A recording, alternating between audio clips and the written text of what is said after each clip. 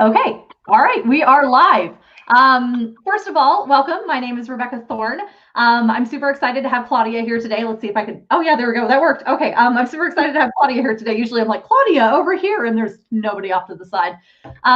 So I want to apologize to the people who are doing the Zoom chat on our Discord server right now. I didn't look at the time and the day just got away from me. So keep writing, keep doing your thing. This will be posted later. But for everybody who's joining us today for now, welcome. We will have a live comment section over here. So if you guys wanted to ask any questions as we proceed about our process or like what our experience was with getting an agent, we will be happy to take those questions as they arise. But for now, we're going to be talking about how Claudia and I got represented with literary agents and what that kind of like querying process was, what our timeline was, and like how I guess to stay the course and stay motivated throughout the process, because it's kind of draining. So, oh, am I echoing? Oh shoot. Okay, hang on. All right, let me go get some headphones. One sec. Right. Shoot. Okay, headphones. Yeah.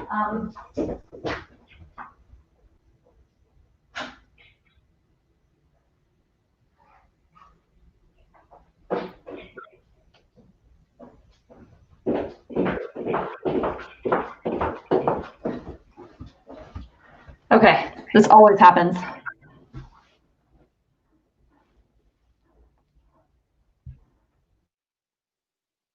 Okay, can you guys hear me? Yeah. Yeah, you can hear me, Claudia? Yeah. Okay, hang on. I can barely hear you. Can you hear me now? I can hear you. Yeah. Okay, great. Okay, cool. Lindsay, did that fix it? I feel like this is always my life with live stream. Okay, I'm going to assume until somebody tells me otherwise that this is fixing it. Okay, all right. Anyway, so let's start. Claudia, tell us how you got agented. Like, start from like the beginning and kind of go through your story. Like the very beginning. I mean, wherever you want to start. Wherever you want to start. So I wrote a book. That's the best start. That's sort of where you want to start. Like you want to write a book and finish the book. Oh, Claudia, you might have headphones. Do you have headphones? Wait. Sorry. This is the story of my life with kind of thing. I don't know if these have a microphone, so. This is always an adventure. Let's see. One day I'm going to pull out like my crazy gaming. I can hear it too now. One day I'm going to hook these up and then just and be like, oh yeah. How's this? Can you hear me? Yeah, I can hear you. Okay, good. Okay, cool. Better? All right. Well, now we're headphoned up. So hopefully that should be fine. Yeah, I don't hear it anymore, and I was kind of hearing it a little bit towards the very end. It's probably so the Lindsay just. Yeah, it's probably true. Yeah. How dare the Atlantic cause problems? Okay, go ahead, Claudia. Tell us what you got. So yeah, you start with a book, you finish the book, you edit the book a lot. That's what I did. But yeah, the project that I found an agent with actually wasn't the first book that I was querying. So I already had some experience with a book that didn't work out. But yeah, the pandemic happened, which gave me a lot of free on things, but also gave a lot of writing time, I'm sure. Yeah, a lot of writing time, and also like for me, it should just sort of sped everything up. So I actually finished the book before everything started and the lockdown happened. So go back for the book timeline. So your first book you queried, you didn't get an agent with that one. No. What was that book about? What do you think was wrong with it? It was a YA fantasy book, and I honestly I had requests with it, and I guess the major issue might have been that it had too many points of view. Yeah, that's fair. Multiple points of view are a hard sell. They're hard to do well enough to break into the industry with that. Not all the time. Some people can do it really well. I have a lot of trouble with multi-point of view too. Like most of my books are one person with like maybe a chapter. And that's if I'm feeling really bold, you know? So, okay. So the fantasy book didn't work out. And then the current book, how long did that one take you to write the first draft of? So first of all, that book was the first contemporary book that I wrote. Very nice. Okay. Everything else before that was some sort of fantasy. And so I just wanted to try something different. And I started planning it like way back last year, like summer of last year. And then I wrote it December and January. Okay. And then I edited it for several months, and it went to, you know, other people who had a look at it. And I started querying in May. Okay. And how long from the querying process to your first full request? The first full request was really early on, actually.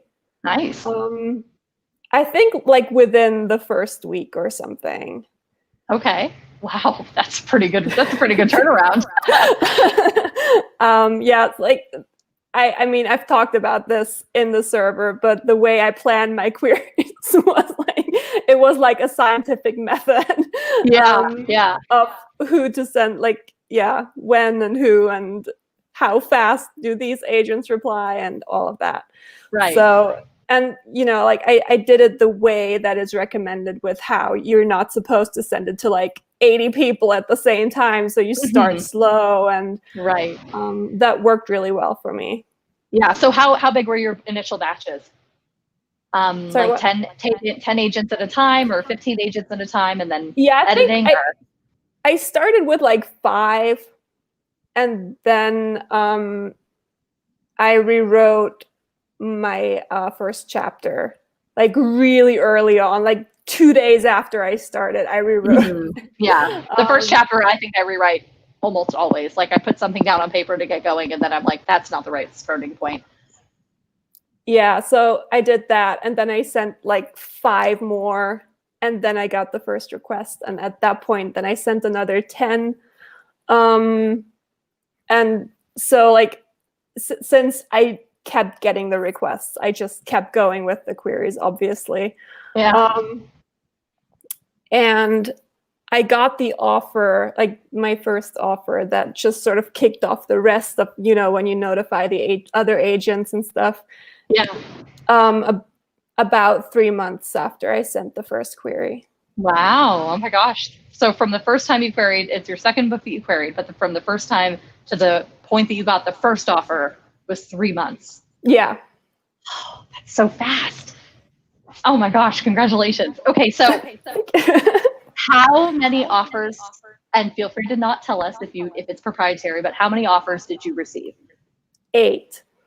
8? Yeah. Holy crap, you're a rock star. It did not make things easier. I can't imagine it did. It's decision paralysis at that point. You're just like, well, who do I go with? I don't know. It was a tough choice, but it's nothing you can really, I mean, you can prepare for it, but when it actually happens, you feel like you're not prepared. Yeah. Wow. I can't even imagine what that would be like. When I submitted mine, okay, so I'll kind of talk about my timeline for a bit. I wrote 3 books. I queried 3 books. I got I know I'm Tracy, I'm jealous too. I got no requests for the first 2. So, I mean, like no partials, no fulls, nothing. I just like got rejection after rejection. I think I sent out 90 queries for the first book and 40 for the second book. The second book I knew pretty early on. I was like, this book isn't ready.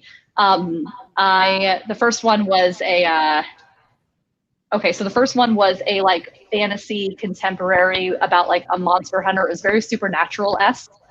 I write 8 offers. It's crazy. So the first one was very supernatural fantasy. It was unique, but not unique enough, I guess. And that's kind of what I realized with it. And it was the first book that I'd ever queried. Not the first one I've written like 14, but it was the first book that I'd ever queried. Yeah, no worries. I'm here to make you feel normal, Tracy. Yeah, so I queried it. I thought that it was ready. It was not ready. I realize now when I look back and I reread, I'm just like, oh my God, this book is a mess. Like, I didn't have beta readers. I didn't have editing. I didn't know about story structure. So between the first and the second book, I realized that I had a lot of learning to do.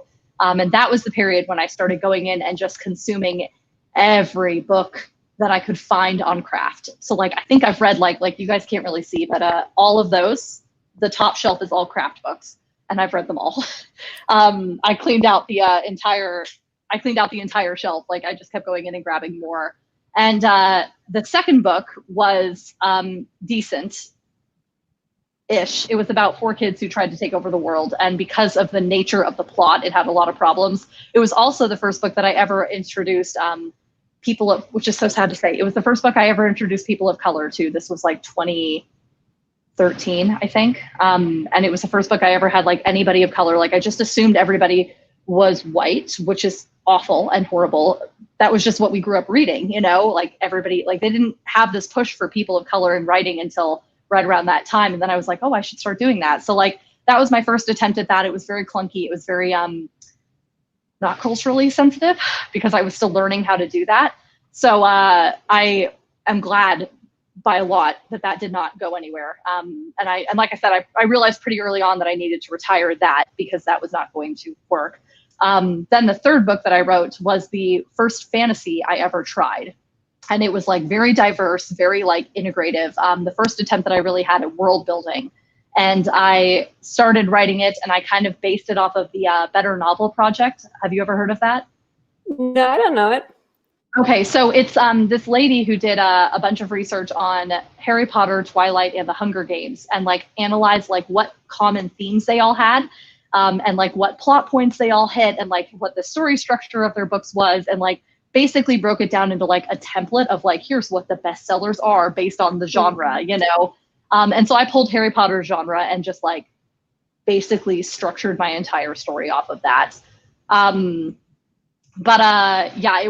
it was definitely a tough thing to kind of realize. Sorry, I'm reading the comments too to see if there's anything that we need to be talking about.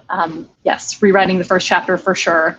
And then, yeah, learning all of this diversity. That was, I mean, you know, it is a learning curve. I mean, like I definitely think by the time you get a literary agent, you're expected to know how to do it and do it well. But if you don't take the moment to try and be brave, you're going to be left in the dust because I mean, we need to have diverse characters. We need to have diverse stories. So I'm glad that I kind of went through that with that second book.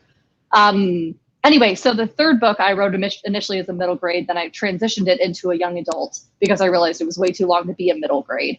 And then I got that book into RevPit and I started querying it as a middle grade in January. I got 1 request and then one person was like, this is too long to be a middle grade. Mm-hmm. So I transitioned it to a young adult and then I submitted it to RevPit. That got into RevPit. Carly was my editor. She was amazing. And then Caitlin actually was participating in that RevPit too, but she was not my editor. And so afterwards, when the showcase came in, she was obviously online the showcase, checking out all the other people. And that's how she found my book. And then she submitted a revise and resubmit that I finished in 3 days and then pretended it took me a month because I didn't want her to think that I'd done it too fast. I emailed Carly after a week and I was like, how long do I have to sit on this? And she was like, no, she's like, hold on to it for a while longer because like people are going to think you're crazy. And then the offer came, that I submitted it on my birthday on June 20th. And then the offer came late July. And I had a couple people over the 2 weeks that were like interested in it, but ultimately nobody else offered on my project. So I went with Caitlin, which is great. But I was in a position if I didn't like Caitlin, and I think this is important to say, if you get an offer, you don't have to accept the offer. Mm-hmm. You don't. And if this agent gives you sketchy vibes, you're better off walking away. You're going to go through less drama. So like during those 2 weeks when I didn't get any other offers, I did take a very solid look into Caitlin and decide, you know, she was with Corvisiero. We all kind of know what happened with Corvisiero, so I'm glad that she's no longer there. But Caitlin is a person I loved. You know, you can tell she just got my novel. She has a very ethical way of going about things, even though she's an editor and an agent. She's like very ethical with that line, I think. And so for me, I felt very comfortable signing with her in that moment. But yeah, I didn't have 8 offers, and it took me 3 books, and it took me 4 4 years, 3 books over 4 years. So Claudia, congratulations. you fucking knocked it out of the park. I did write several books that I didn't even query. Like we were talking about that earlier in the Zoom session, that I've written like 10 books, and a lot of those were just, for fun, basically. Yeah. So well, and I kind of think that that's something that we need to. I'm getting an echo too. Are you getting an echo again? No. I'm getting an echo again. I kind of think that that's something that we need to address too. Is that like most of the people who get most of them, not all of them, but most of them, that when they get an offer on their very first queryable novel, you're not seeing the years and years and years of writing that they did before that point to kind of try and get their craft to that level. Nobody just picks up a laptop and writes a book and then it's offered on in a day. Like that doesn't happen. Like a book that gets 8 offers is something that you clearly have put a lot of time and energy into. Sorry, I see and I'm probably going to butcher. You guys know how I butcher names. I'm so sorry. And Anurag Matthias. He said, do you have to be living in the USA to be able to get an agent in the USA? No. And the answer is no, because Claudia, where are you? I'm in Germany. Claudia's in Germany. So yeah, absolutely. Yeah, Claudia's in Germany. So yeah, the answer is no. You can definitely get a US based agent if you live out of the country. I know plenty of people who are agented and don't live here, which is actually kind of cool. I think, it's like this big worldwide conglomeration of publishers. And I know that when my agent submits, it's not usually our first tier. We usually start with the American publishers, but I know that she does have a couple of the European, like the UK ones on our list. So like if she finds an editor in a UK publisher, she would probably send my book over there. So I don't think she has yet, but I know she has those on a list. So, okay. So after you got, so tell us about the call with the agent that you ended up signing with. What set her apart from everybody else? So I talked to a lot of clients of the agents that offered, and a lot of them said, just trust your gut. Yeah. And I was like, the first time someone said that to me, I was like, no. I don't think your gut's all a flutter. You're so excited, like how can you trust it? It did work like that. Like it was just very, very clear to me. I mean, my agent is Erin Casey, by the way. She's amazing. And I honestly, I was just very, very sure about her. And when you start querying, obviously you look into all of the agents and you make sure that they're legit people and all of that. And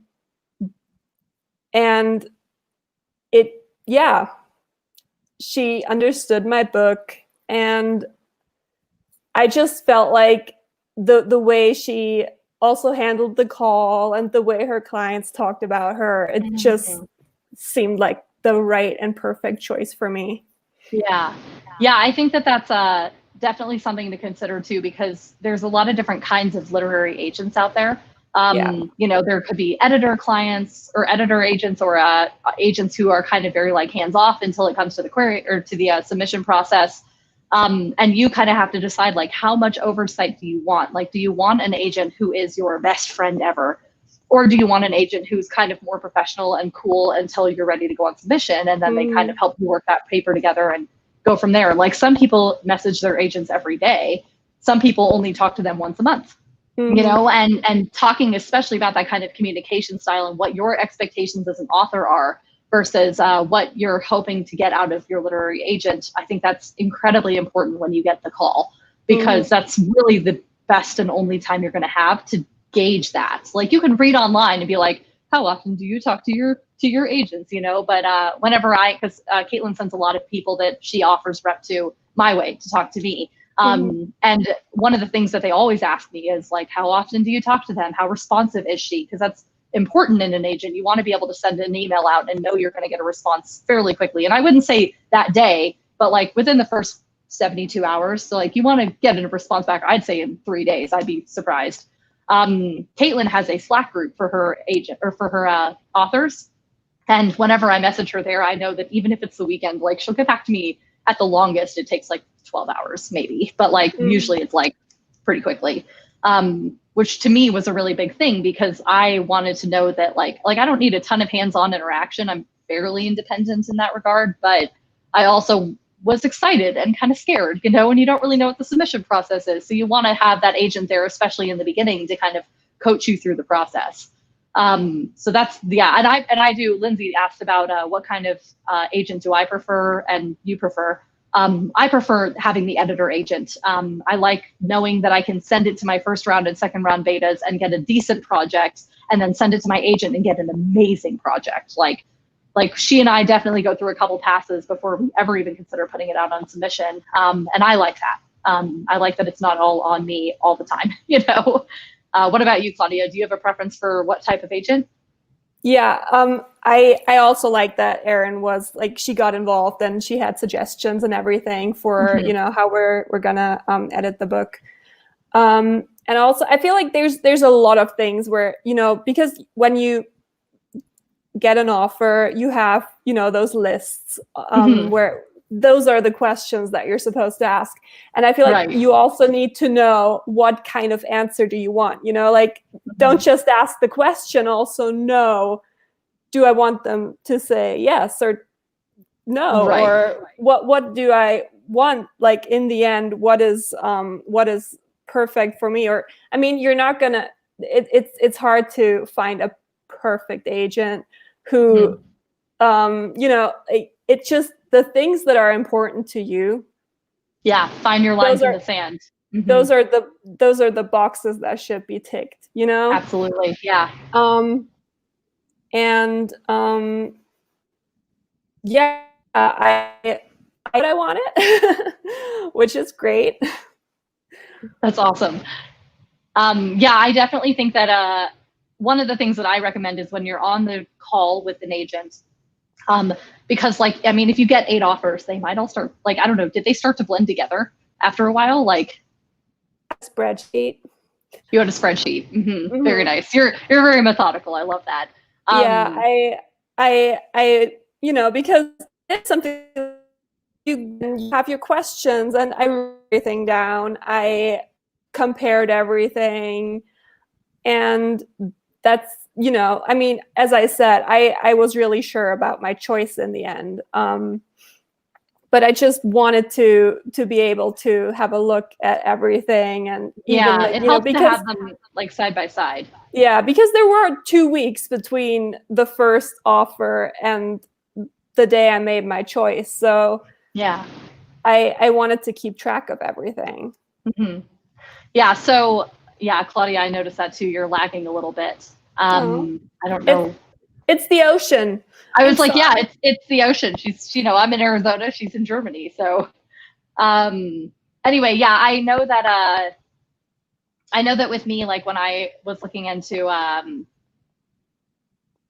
sorry, I just totally lost my train of thought. It's gone. I had something to say. Dang it. I always do this. I always forget what I was going to say. Was it about agents? Yeah, weirdly enough, I probably was. Yeah. I think I was just kind of saying, oh yeah, that's what I was going to say. So when I did my call, and like anytime, and I do this even for like job interviews and stuff, I always have a notepad open and I write down like data points, basically. So like I could go in and pull up like my original document that I took when I was on the phone with Caitlin for the very first time.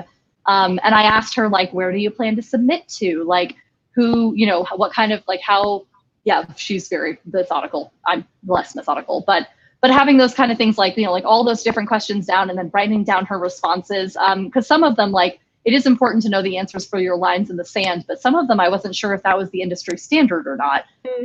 So like when I was with Corvisiero, they initially signed me for just the one book. So like Caitlin was my agent for that one YA fantasy. And it didn't end up selling, you know? And so that at that point, it was kind of like, I was worried, like, oh my gosh, is she going to drop me as a client? Like, I have no idea, but I was working on Star Wheels at the time.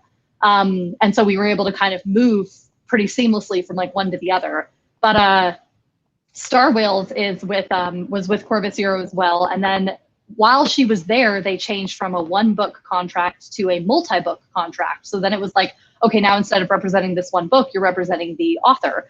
And so I kind of had to figure out like, what's the industry standard? And it turns out that like both of those are fairly common. So it just kind of comes down at that point to your preference. Like I actually prefer being on a 1-book contract, which sounds very like defeatist, but like, it's only because I know that Caitlin will represent me to the best of her ability whenever she can. But having the 1-book contract for me means that if I write like a self-help book, like she doesn't do nonfiction. So if I write a self-help book, I don't want my agent to be obligated to send this book out to editors that she's never networked with and doesn't really know, and then hope for the best. You know, like I'd rather take that nonfiction book specifically and go to another agent and be like, okay, you rep nonfiction, here you go, find the best editors for this. And that to me makes more sense because I have that freedom to take the book. So it's not always like the agent is like, oh, you failed for the first book, I don't want to represent you anymore. Like if they're good people, they're not going to ditch you after 1 book. Most people don't sell their first book when they get an agent. You know, it's fairly rare. And I mean, it wouldn't surprise me at all if you did with this eight agents. That's freaking amazing. But I mean, I didn't sell my first book. I sold my second one. So I do think that that's kind of something important to remember is like you have your list and then do your research and then kind of decide what you're comfortable with and maybe be open to some new, like if you really vibe with a person, maybe be open to some new ideas. So like if you love this agent, but they have a contract that you're not thrilled about, there are certain things that you shouldn't give up in a contract, but don't be closed to the possibility of going with that type of contract if the person really works out for you. It's hard. It's hard. It is. It's hard. And it's especially because, you know, like I said, there's not one perfect agent, but there's an agent that is perfect for you. And you just need to, you know, you need to be sure of what you want in the end. Right. And also, like, I mean, that's also something that you can't, I mean, sure, query widely. Definitely don't give up after like 20 queries or something. But you don't want to query people that you don't actually want to work with, because that's just a waste of time for you and for the agent in the end. For sure. Yeah, it's good sometimes. I mean, I will say I'm guilty of when I was querying, I would send out to throwaway agents my query, which is, I understand it's a terrible thing to do because you're wasting their time. But I found a bunch of agents that I was like, I don't really think I'd ever really want to sign with them, but they can give me feedback on my query if nothing else. And I mean, I wish I could say that I'm a better person to not do that, but I did that. I mean, you know, you're so desperate for feedback and desperate for like professional feedback at that stage that I took advantage of everything I had. You know, it's a tough process because you really usually you only get no, sorry, this isn't for me. Right, exactly, yeah. Like if you get feedback, it's like, cool.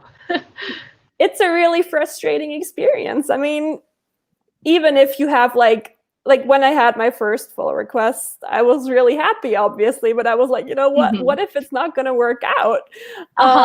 So it's always, you know, the next thing that gives you anxiety. But yeah, there was one weekend. Tracy just asked a question that I wouldn't mind talking about, but there was one weekend where I queried. So I had, this was between the middle grade and the YA submission process before I got into RevPit with that YA fantasy. I had 3 full requests on the middle grade version before I stopped it down, you know, and I told them that I was working on a young adult version, but they were like, oh, we'll keep the middle grade version. It's fine. They might have asked for the newer one. I don't know why they'd want to keep the old one. I might be misremembering. It's been like 3 years, but they all sent me rejections. I got 3 in a weekend. It was like Friday. I got 2 on Friday and 1 on Saturday morning. And the worst one was that it was an agent from Writer House that I was so excited about. And he actually rejected me 4 weeks earlier, and I didn't get the email until that weekend. And he was the 3rd one. So he was the one on Saturday morning. So it was like, boom, boom. And then it was like, well, at least I still have this one. And then it was like, boom. And I'm like, oh my God. And it was just like the most, I can't even express how just awfully devastated I was that they all happened so fast. And then that last one that I was so excited about just felt like such a slap in the face because for 4 weeks, I just sat around thinking that he was a possibility and he'd already rejected me and I didn't know it. Oh, it was the worst. But what I always do with that kind of thing, like I'm a very positive person, I'm very optimistic. I gave myself the weekend to sulk. And then I adopted the mentality that was like, it's always darkest before dawn, you know, like something good is going to come my way. And shit, you guys, on Thursday of that week, I got into Red Pit. I mean, seriously, it happened 4 days later. So like, I'm not saying it's always going to pan out that way. Sometimes you just get rejections and it sucks. But like, sometimes if you feel like you're really down at the lowest point of your querying career, keep at it, man, because you never know if there's going to be gold right around the corner. So anyway, I always like to tell that story because it was just like that weekend was the worst weekend I think of my life, where I was just sitting there just like drinking my bottle of wine. Like, okay, so Tracy asked, I struggle so much with knowing if my book is ready or if my querying package is ready. I'd love to hear you guys talk about that if you want. And then she said, my book matches a couple wish lists so well, I'm terrified to query too early and waste my query. So books are never perfect. even the book that's getting published for me in March, like I go back and I reread it and I'm like, I wish I'd changed this, you know, and like, it's too late now. Like the book's, I mean, it's out of my hands. There's nothing else I can do with it. But it made you, and it did. That I think that one of the things that you kind of need to go is, you know, don't skip the editing process, because I feel like a lot of people do. Like you get so excited because you finished a book and it's like, oh my God, this book is it. And then you're just like, it's perfect. And you're so excited to get into the querying process. You know, like if you're on our Discord server, we have the red names are the querying authors and the blue names are the people who are like going to be querying but haven't yet. And it's like exciting to like move into that stage where now you're a querying author and it's like, oh yes. But the worst thing that you can do for yourself is to cut that editing time short, because you will burn bridges with these agents, and not in like a profession, just in like you can't query them again with this manuscript if they turn you down.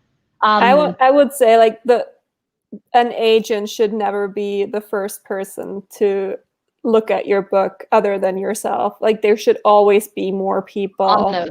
And I'm not saying like someone you paid, even just a friend, anyone who is willing to take a look and also be honest with you about your writing.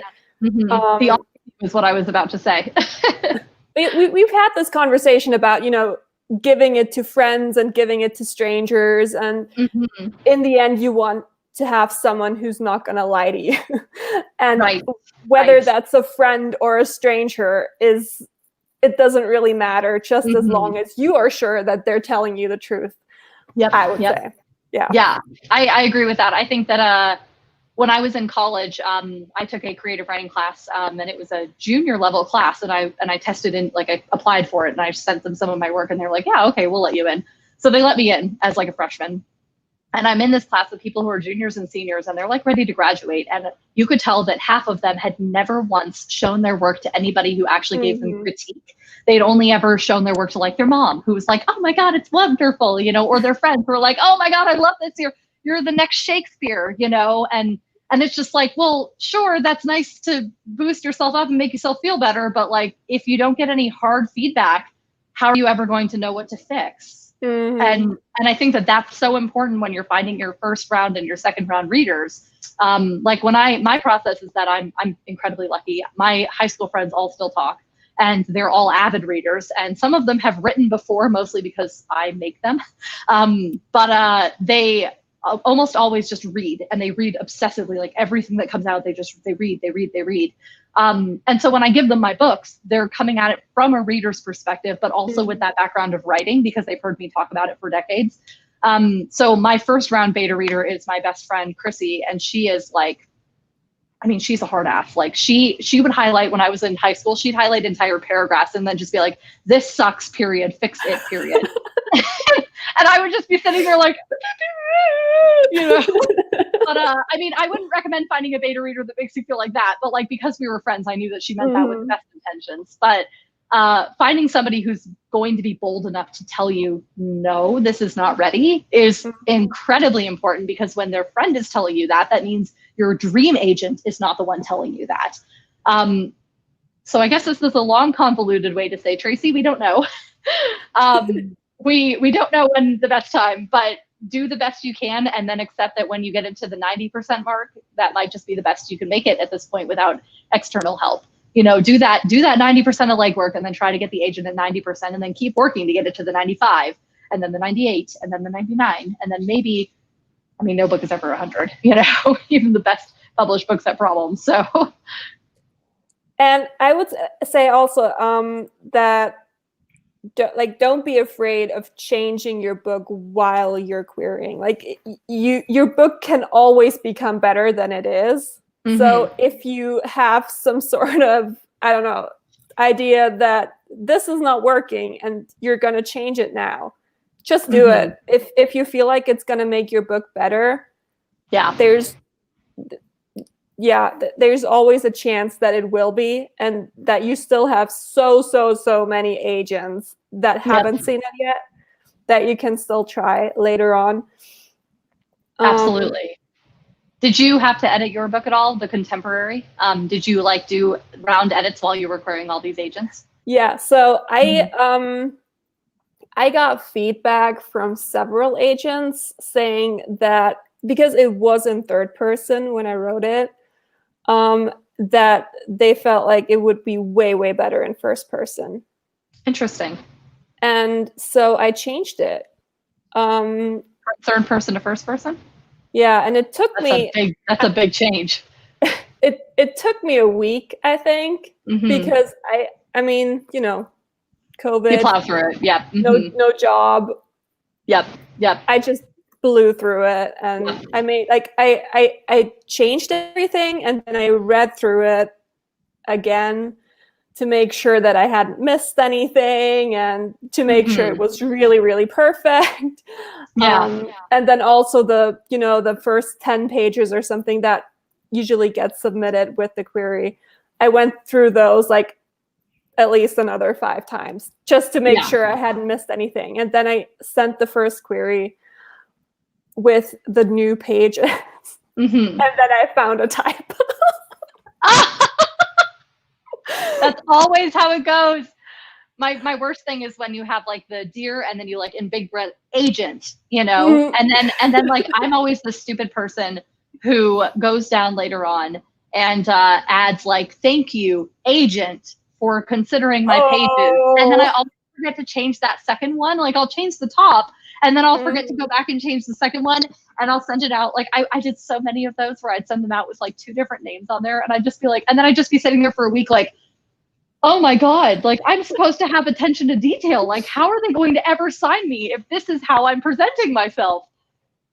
I want to say though, when I sent the query with the typo, I did get a full request. Okay, all right. So that's kind of nice, you know. That's kind of nice. You know, one typo won't ruin your chances. I would say it's highly unlikely. Most agents are able to look past that. Yeah. I mean, obviously, do your best. Don't send a query with a typo like I did. Maybe send it to your friend first and see if they can read it. Your beta reader, send it to them and be like, hey, how's this sound? And then just see what they say. But throw it in. Tracy, don't make my mistakes. Tracy's going to be like, and then Becky and Claudia said to throw in this typo, so I'm going to put this don't without the apostrophe. And do not throw in typos. Erin wants to know how many full requests you got, Claudia. I'm not 100% sure, but I think I had like 15 at the point when I had 15 when I got the offer. After I got the offer and notified everyone, are you sure you want to hear this? I do, absolutely. It was like 23. Oh my God, congratulations. Oh my gosh, everybody's going to applaud now. Yep, yep, correct. Everybody applaud. Holy crap, that's incredible. Oh my God. Honestly, that was a very exciting day. You know, when I wrote all those emails, like the offer of rep email, and you're not like, I mean, you want to go in there believing that it'll happen. But I also always try to be realistic and be like, you know, Because I already queried a book before that, and it didn't work out. And you want to speak it into existence, but you never know what's gonna happen. So I didn't want to be like too optimistic, I guess. Yeah. So what do you think is so unique about the contemporary that it snags so many agents' attention? Like, is the hook just like really like just amazing? It's about hockey, and it has a lot of queer rep, and it's maybe a lot of people. I'm sorry. It's about hockey. Hockey, like ice hockey. Oh, ice hockey. Oh my gosh, I was thinking like hockey, and I'm like. I'm just like, what? Okay. So hockey with queer rep. Okay, all right. Yeah. I'm immediately interested. Yeah. So I guess a lot of people were just looking for that. I don't know. That's amazing. Do you play hockey or? No, I love hockey, but I mean, I can put on skates and not fall and die, but you do not want me on your hockey team. You do not. No. I just really love watching it. That's about it. And that's awesome. So last year I moved from DC to Germany, and I really missed hockey and my hockey friends, and so it was like I had to put that somewhere. So I put it in a book. But yeah, it just, for me, it's a really fun book, and it's about, you know, a team of misfits that just find, like, they find each other, and they lift each other up, and it's that's so nice. I mean, I love that. There's a love story in there, but it's also a friendship story. So yeah. Is it a young adult, you said? It is, yeah. How old is your main character? She's 17. Okay. So still in high school then. Is it a high school hockey team? That's awesome. No, it's like a rec hockey team, I guess. Like, they're not tied to a specific school or anything. That's actually kind of fun, because then you can get like a really nice diverse cast from a lot of different like walks of life, as opposed to like people in one school that are all kind of sharing that. So, okay, yeah. I mean, I definitely think that one of the things that people should remember when they're querying is that you write that first book and you think it's perfect and you think it's amazing, and then the rejections start to roll in, and that's going to happen with any book you write and any book you query. Yeah. And the big thing that you should, and I know that we're just spouting common advice, but you've got to be working on something new, because no author makes it off of one book. Like, the ones who do are like, I think you can name like 4 that have made it off of one book, but like out of the hundreds of millions of people who have queried, you know, that's incredibly low odds. So I don't know. So you've got to be able to go back in and have another thing on the horizon. And it's important to think about the hook and where that book will fit into like a bookshelf. Like, there weren't a lot of queer hockey books, which is why you ended up getting so many requests from this one novel. You know, that was something that, I mean, at that time people really wanted. And you can't chase the trends like that, but it is important to be able to take a look at this thing and be like, okay, there's 80 Tolkien fantasies here. Maybe I don't write a Tolkien fantasy, you know, like maybe I'm not one more on that list. The other thing that I think too to remember is that changing up the genre is sometimes really useful. Like, contemporary might be selling like hotcakes right now. I'm getting an echo again. It's so weird. I get too excited and I start talking and then it echoes. Anyway, if a contemporary is selling like,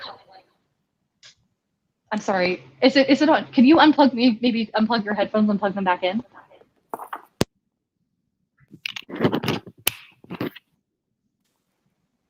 Did that work? Oh, I think no, I don't know. I don't know why it's working. We both have headphones on. Like, I don't understand. Anyway, if a contemporary is selling like hotcakes, maybe you guys try writing a contemporary. You know, if at the very least it expands your horizons from what you're used to. You know, like, I've written pretty much every genre under the YA and middle grade umbrella. Oh, okay, good. All right. So then maybe it's just me. It's good. Your points are good. We just need to hear them twice. Anyway, yeah, I think it's kind of nice sometimes to switch up genres in that regard, and that was the point. That took a really long time to say that, but that was the point. Okay, so after you got your call and you chose your agent, what happened next? Like, did you celebrate? Did you go out and have a drink? I didn't go anywhere because we don't leave the house. Fair. But yeah, I did get takeout to celebrate, and COVID style. Yeah. It wasn't a huge celebration, sadly, but you know, sometimes it's a little more muted, but that's okay. Yeah, it's just pandemic year. Mm-hmm. Yep, that's just. But I partied hard on my own. Really. There you go. There you go. You know, and I think that your good news helped all of us feel a little better because I mean, COVID just sucks for everybody, so it's nice to be able to celebrate with people. Yeah. So now you've done. What is it? You said August. When did you accept your offer of rep? August 24th. Okay. So it's been about 6 months. Have you been working with your agent to edit your book, or are you like, I mean, and tell us however much or however little you want. But like, what's the process been like, I guess, for the last 6 months? Do you feel like you've kind of settled in with your agent? Do you feel like? Yeah, I mean, I now have, I feel like I have a way better understanding of how the process works. I mean, when I, was a kid, I guess I was like, oh, being an author is so fun. You write a book and it gets published. And now I understand that there's several more steps to that. Like, write the book and it appears in a bookstore. It doesn't really work like that. Man, I wish it worked like that. But yeah, it's been really interesting. I mean, I knew sort of what was going to happen, but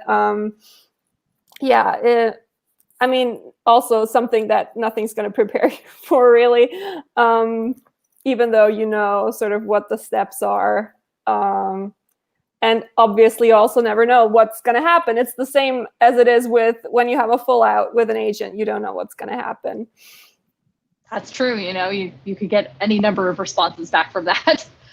Yeah, when I signed with Caitlin, we spent about, I think we spent about 4 months editing the book after I'd done the R&R and RevPit. We spent about 4 months getting that book back into fighting shape. We went on submission with it. We got all rejections, and we took their suggestions and did another round of editing, and then went back on submission and then got more rejections. So that was when we kind of were like, this book is not going to make it. It's not quite what anybody's looking for. So we were able to table that one. And like I said, luckily I was working on Star Whales at the time.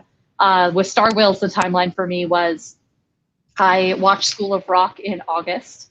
And then I decided I wanted to write that, but in space with whales instead of music. And so that's basically what my book is. It's basically School of Rock, but with whales instead of music.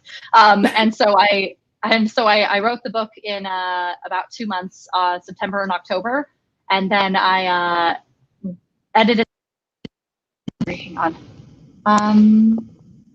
And then I edited the book through November and December, and then I sent her the first version in January. And then I felt so bad because she edited it in January and sent it back to me, and then I realized that she'd edited an old version that I'd sent her earlier. Oh.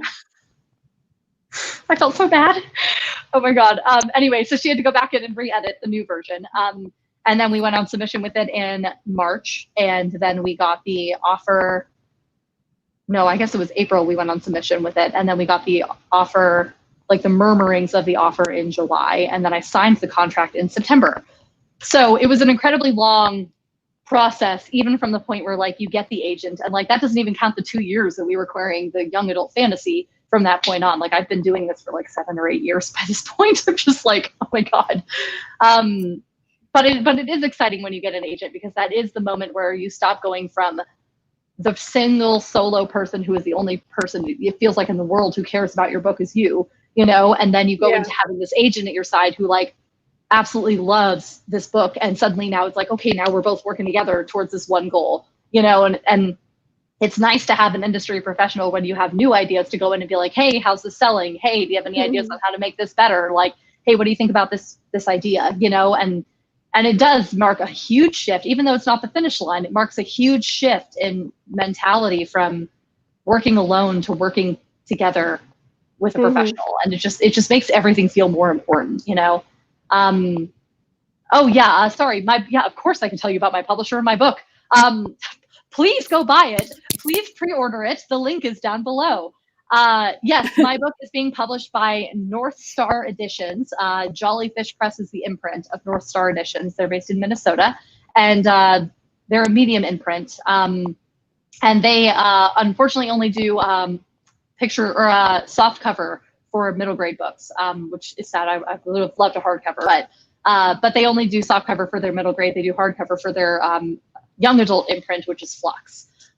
So I have nothing but glowing things to say about Jollyfish. They've been incredible with me. Their cover design process was amazing. I mean, like, they gave me so much say in the cover.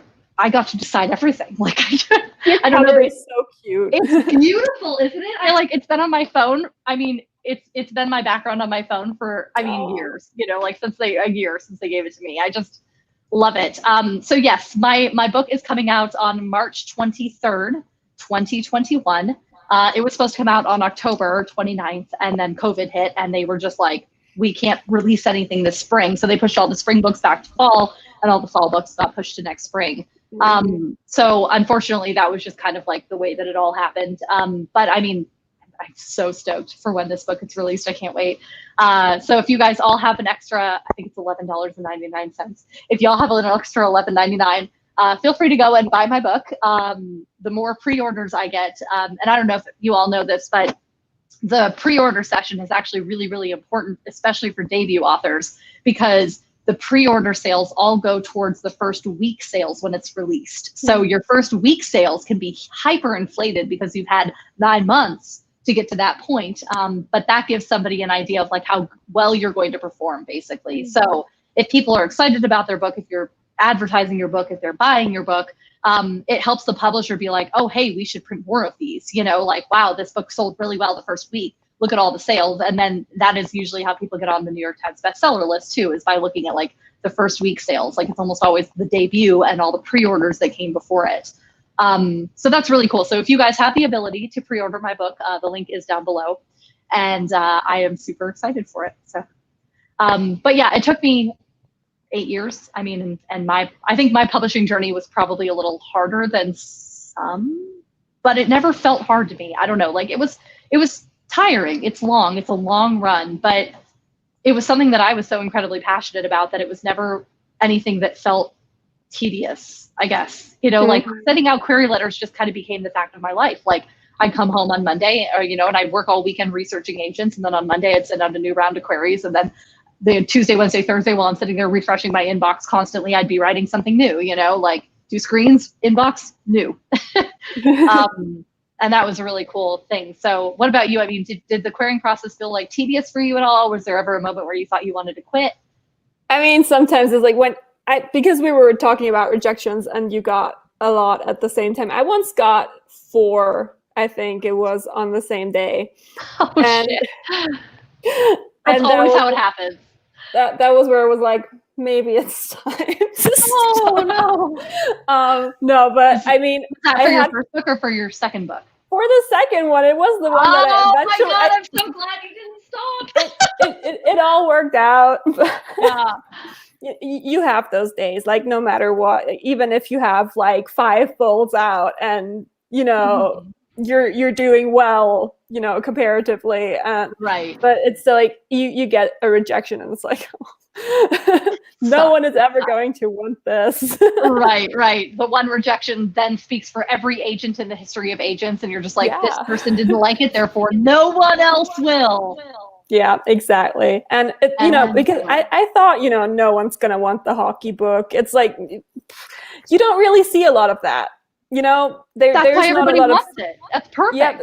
Yeah, there's not a ton of sports books, so I thought, you know, I can try it, but I didn't have high hopes when I started sending my queries. I just thought, you know, yeah, it's probably not going to be the one. Oh no, I mean, I think that those kind of books, the ones that are like more the passion projects, more the ones where you pour your emotion into it, I feel like those are the books that usually will get, you know, agent attention because they're so raw with emotion, which is great. So But yeah, it was definitely the entire time it was like sort of torn between, am I excited? Am I really sad? What is happening? Right, exactly. It's like it never stops. So it's like that from start to finish until you sign your contract. It's like, and even when you get an offer, like, or for me, it was like, really? You want my book? I mean, I love my book, but I was like, wow, okay. Wow. Yeah, I definitely, when I got my agent, I was doing paleo really well over the summer. This was like 5 years ago or 3 years ago. 3 years ago. I was doing paleo really well over the summer, and then I got the offer, and then I was just like, I'll celebrate. And then like one day of celebration turned into 2, turned into a week, turned into a month, turned into a year, and now I'm just like, I've just taken a break from the diet. It's fine. But yeah, I definitely ate a lot of cake, and I still eat a lot of cake. People who live with me can verify that I eat tons and tons of sweets. When you're querying, you kind of need that sometimes. Yeah, you got to have your stash of chocolate nearby. You know, it's important. Yeah, and even on submission, like I'm constantly just like my agent does a really good job of being like, hey, I just found this new person to send it to, but also this person rejected, and I'm just like, oh dang. Like, nice that she always has like positive news for me, but like, oh, the negative news sucks. Yeah, hiatus. It's been 3 years. Anyway, okay, well, it's been almost an hour. Is there anything else that you wanted to add about querying, about agents, about writing? Any, encouragement to start or? Well, my advice would be when you start querying, it's like every rejection you get, and you will get them. Like you're not gonna get 100% full requests. The rejections are not about you. Like they're not personal. The agent doesn't hate you. They don't think you're a terrible human being. And sometimes it might not even be a reflection of your writing. Your book may be great, but it's just not for that agent. And there's a billion reasons why they might have rejected your book, but it's definitely not because you are a bad writer or you're a terrible person. Like the agent doesn't hate you. They're just trying to do their job. And rejections really hurt because obviously you poured your heart and soul into the book and you love your book and you want someone to like your book, obviously, but just try not to see it as the agent saying you're a bad person or something like that, because that's really not what it is. Right. Yeah, I think too, the other thing that I'll recommend for people who are querying is research etiquette for talking with agents, because some of the stories that the person has told me are inappropriate. So don't write them back and be like, how dare you? Yeah. You should have bought my book. How dare you? You should have loved it. You're a jerk. Like what a terrible thing to say to somebody who's genuinely trying to get through. I mean, my agent just did her stats page. I think she said she got like 4,000 queries in a year. That's so much. And she's on the low end. Like I don't even understand how they have time to do anything ever. Yeah. Ever. Like an agent doesn't really owe you anything. Like they don't owe you feedback or anything like that. It's nice when you get it, but don't go in expecting that. Nope. Yeah, don't threaten to go to their house. Thank you. Yeah. Basically, if you have to reply back to a rejection, the only thing that you should say is thank you for your time, period, send. And you don't even have to do that. They're not expecting a response. Most of the time, they don't want one anyway, because it's one more email they're going to have to read, and they have so many. So just let it go. Write your next book and be zen. But that's all the time we have. Oh, sorry, go ahead. No, I was just going to say, keep in mind that you're talking to a stranger. Like, even if they're if you follow them on Twitter and you have been following them for 5 years and you feel like you know them, you don't really, you're not best friends with them. So talk to them like you would to a stranger, even if you feel like you know a lot about them. Yeah. Talk to them like you would for somebody who's giving you a job interview. Yeah. Nice etiquette. Anyway, that's all the time we have for today. I'm impressed that we did a whole hour. That was pretty good. Almost right to the wire. Thank you so much, Claudia, for joining us. And it was really great to hear all of the stories that you have and all of the perspective that you gained We can't wait to see what happens with your hockey book. Yeah.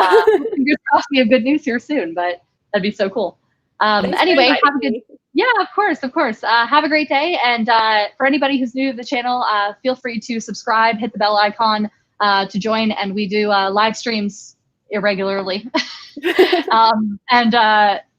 Yeah, that's live streams irregularly, critique groups irregularly, and updates from me irregularly, because I can't commit to anything apparently. Thank you guys so much for joining us, and I hope you have a good day and enjoy your afternoon. Bye.